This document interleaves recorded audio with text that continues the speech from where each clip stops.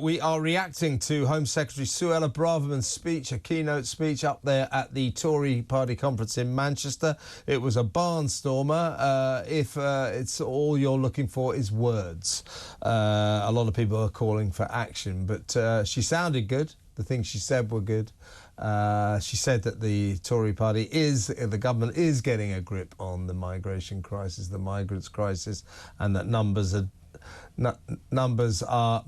down. Let's talk to the director of the Centre for Migration and Economic Prosperity, very much an expert on the migrant crisis, and also a barrister, Stephen Wolfe. Hello, Stephen. Hello, how are you? I'm very, very well.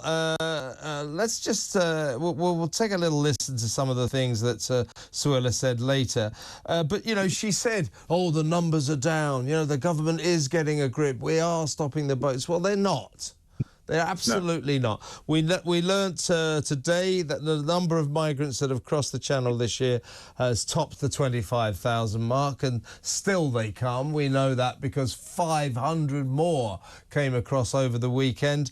But I can exclusively tell you some very good news, Stephen. We did stop one boat, one small boat. Let's have a look. Here it is. We're looking for it. There it is. It's one guy in a tiny little children's dinghy. Now, he tried to cross the Channel on his own, and he was actually stopped. But as far as I can work out, Stephen, that's it. We stopped one migrant over the weekend. So she's very much talking the talk, talking about, you know, we're going to stop the hurricane of migration.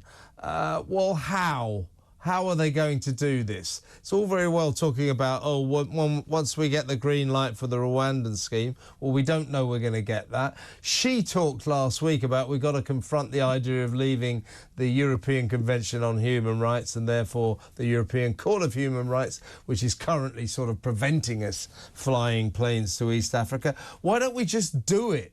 I mean, there is a real suspicion here.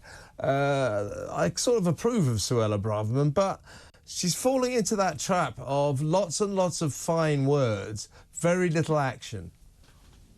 Well, I love the line that she used from Shelley, we are many, ye are few.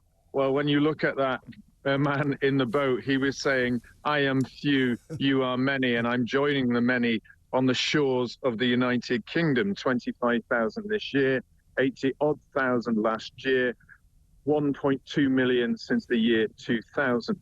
He knows fully well that the benefits for all the people smugglers being able to organise their trips to the UK at a fee that they pay back at a belated date is that this Prime Minister, as the Prime Ministers have done before, and this Home Secretary, as the Home Secretaries have done before, are not able to stop the boats.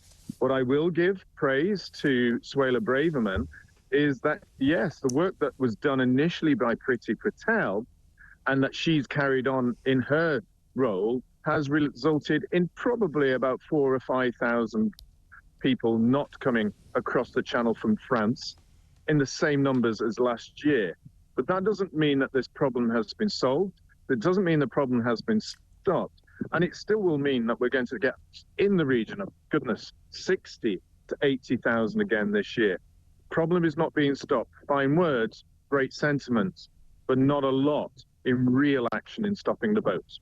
And she also seems to have sort of gone into a bit of a reverse gear, because the speech she made last week in Washington, she made it absolutely clear that she believes we should leave the European Convention on Human Rights. She's been backed up by the Business Secretary, Kemi Badenoch.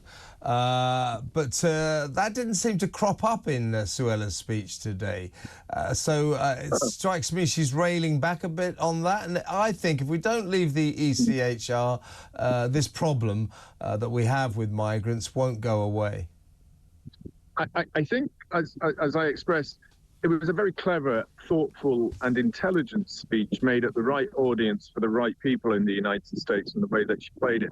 She was trying to raise the issue that it's great to be a unilateral nation in trying to prevent mass migration. It's good if you can work bilaterally, but it's not going to work internationally unless the international community wakes up and has sense that mass migration across all the countries, United States, 3.25 million, 1 million this year claiming asylum in the European Union. None of that's going to stop unless there are changes of the international convention. So it's very, very good.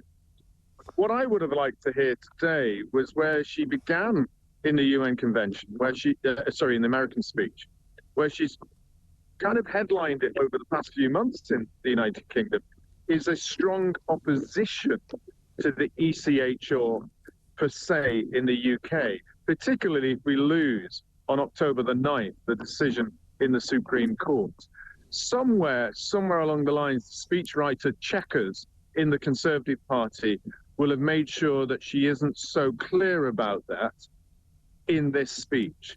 So we will have to watch for the next 2 or 3 days. I think, Kevin, once we get October the 9th and see that decision, they may well be forced into the decision that the Conservative Party has not wanted to do for nearly 20 years, which is leave the ECHR when they put it in their manifesto for such a long time.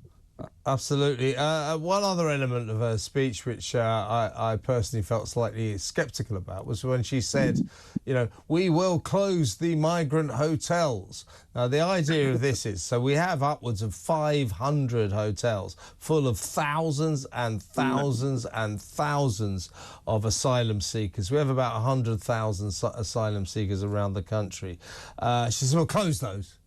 Well, that's all very well, and I presume the idea is we put them in these detention centres, these converted air bases, converted old prisons, holiday camps and all that. We know what we're talking about, even the odd barge here and there, which is sheer tokenism. Quite why we got so excited about a barge that will only take 500 migrants, I don't really know, but that Bibi Stockholm lies there, a rusting empty hulk, somehow a symbol of this crisis. My point, though, Stephen, is how is she going to close where is she going to put these migrants, these asylum seekers, if she closes all the hotels? Because these detention centres, none of them are open because of local protests. So this is just word soup, isn't it? It doesn't actually mean anything. She's nowhere near being able to close the migrant hotels.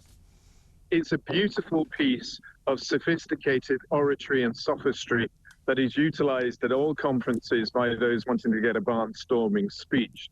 But when you get a lawyer like myself who then look at the lines, we will close the hotels. Technically, she can't be said to be wrong, because one day the hotels may well be closed. 2030, 2040, 2050, there might not be any hotels available.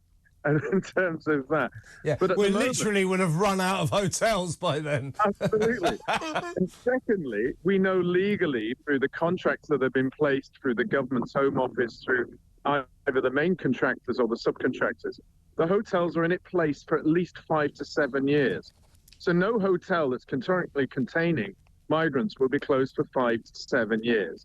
And thirdly, we still have large numbers coming across the channel. We still have huge numbers who are waiting for their asylum applications to be processed. And unless we see all of those being granted leave to remain as a grant of protection, then we won't see those hotels closed either.